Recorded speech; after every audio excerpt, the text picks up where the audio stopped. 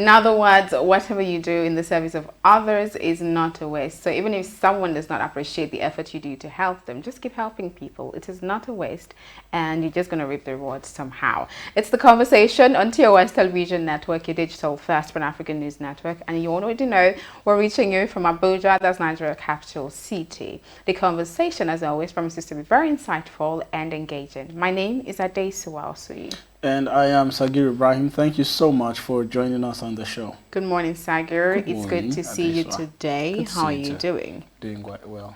All right, we move straight into stories from across Africa, starting with Tunisia. In a speech on Monday, that's yesterday, 8 weeks after Tunisia's President Kais Saied seized executive power in a move his foes called a coup, he said he had instituted transitional governing rules and would introduce a new electoral law. Addressing supporters in Sidi Bouzid, Said also spoke against what he called strife and sedition days after the first protest against him. And in Libya, France will host an international conference on November 12th as the country prepares for elections at the end of December that aims to put an end to a decade of civil war, but that look increasingly uncertain, Foreign Minister Jean-Yves Le Drian said on Monday. He said in a view of the December elections, France will organize around the President of the Republic an international conference on Libya on November 12th.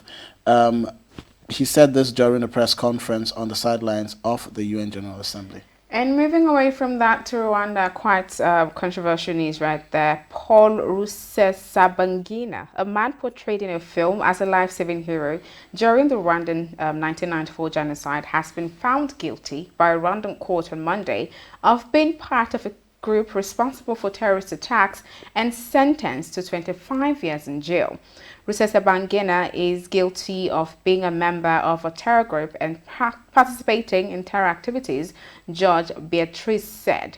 His act of terrorism led to death. Now, this story quite interested me yesterday, and I just want to find out what you think about this, because he went from being an international hero to being a villain. You were being celebrated for an act of kindness, of being selfless during the genocide, but now he's been sentenced for actually being, a terrorist. Yes, when I saw the news yesterday as well, I was, do I say disappointed? I was surprised because it was mixed feelings for me, actually.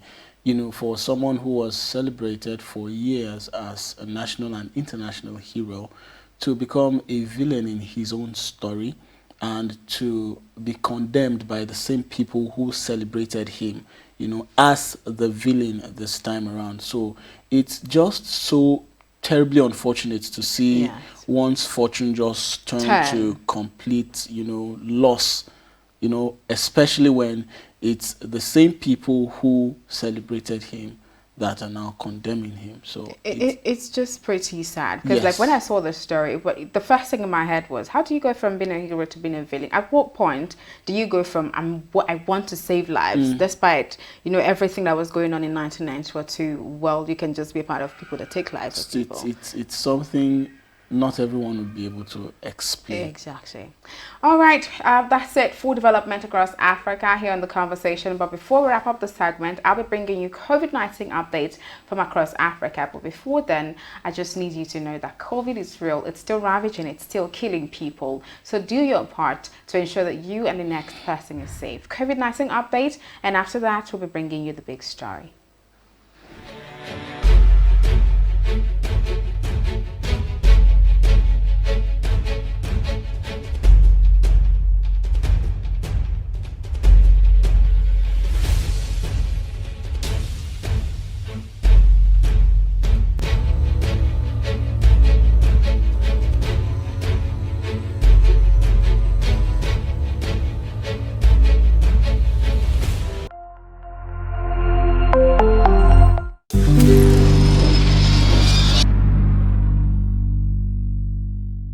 Welcome back. You're still watching The Conversation on your digital first Pan-African News Network, TOS Television. And like I always say, you can be part of the conversation by connecting with us on our various social media handles on Facebook, Twitter, and Instagram at TOS TV Network.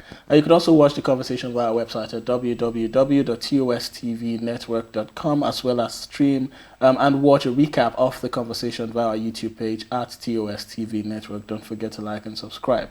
It is the big story segment of the conversation, and this morning's focus is going to be on coping with mental health challenges after abuse. We have a guest in the studio, and she is Pauline Aimi Okwegwale, and she is the founder trustee of Talk Initiative, meaning Teach, Aid, Love, and Kindle. Good morning, Pauline. Welcome to the conversation. I was hoping you wouldn't forget that part. What part? The talk, like what the actual. Oh, come off it at this one. Good morning, Pauline, once again. Morning. Okay, so first of all, how does abuse, especially sexual abuse, affect the mental health of an individual? Okay, so with everything else that we encounter in life, most things are traumatic for people, and sexual abuse is not an exception.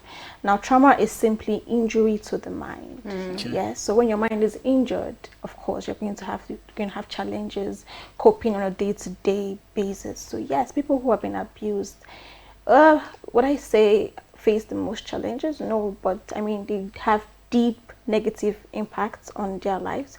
They have they experience negative emotions, negative thoughts, several things happening inside of their minds. So yes, mental health challenges are actually big for sexual abuse. Okay, I do know that with abuse such as this one, sometimes I do know that survivors, I don't like to call them victims, survivors of this, sometimes they get to move past it and suppress it, and then having to live with this burden for a long time, especially in a climate like Nigeria where people don't actually just come out and say, oh, I was sexually abused and this has affected me in some way. What are other ways that actually, you know, we can actually mitigate against the repercussions of being sexually abused? Suppressing what you went through, or suppressing how you feel about what you went through, is a negative coping mechanism. And we realize that is what most people do, because it is easier to just suppress, bury it, and just move on with your life. But what really happens is, in future, you begin to experience several other consequences. So what we advise is, if you've experienced any form of abuse, even aside sexual abuse, what you need to do is speak to somebody about it, because we realize that talking is dealing. So you have to speak to somebody.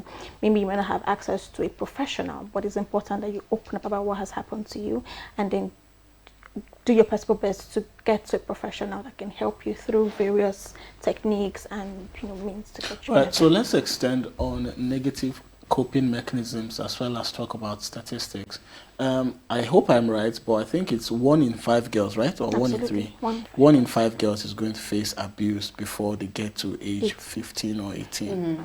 Okay, so and then I think they said about 90% of those who end up being the aggressors or the abusers tend to be people who know or are related to the members or to the family of the person in question, the survivor.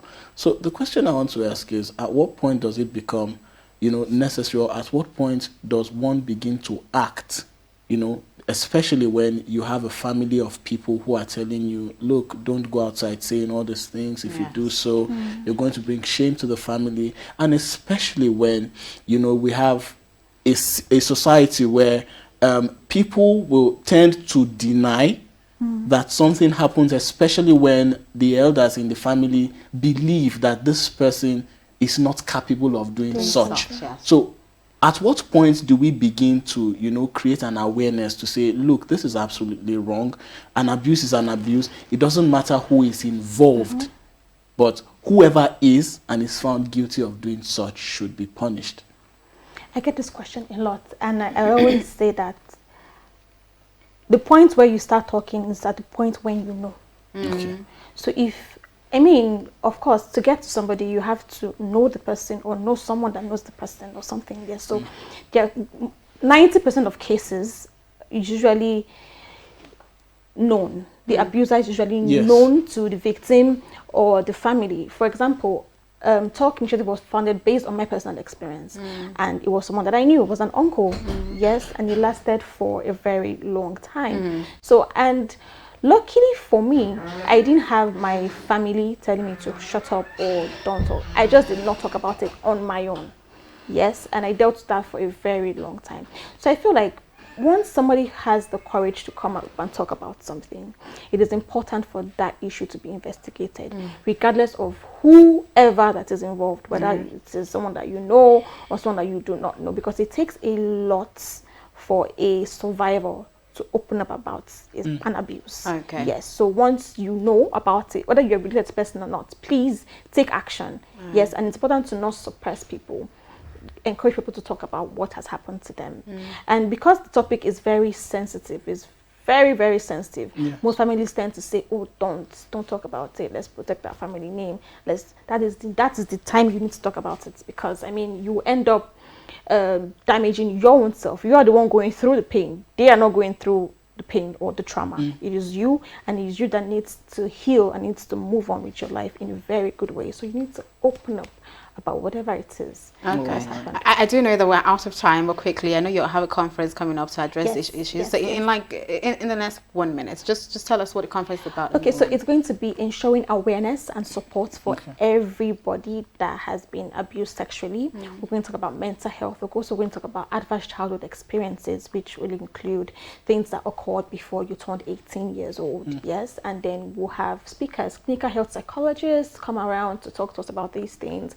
We're giving out free therapy sessions to 50 people. So on the 2nd of October, basically at Hawthorne Street by Windham Area 11. So yes, all right. Thank you so much for joining us on the show this morning. Looking forward to that as well. Yes, actually. And thank you so for joining us on the conversation this morning. Do not forget, the conversation comes to you every weekday. That's Mondays to Friday. So we'll be back here tomorrow. But before then, follow TOS TV Network across all social media platforms. That's TOS TV Network on Facebook, Twitter, Instagram.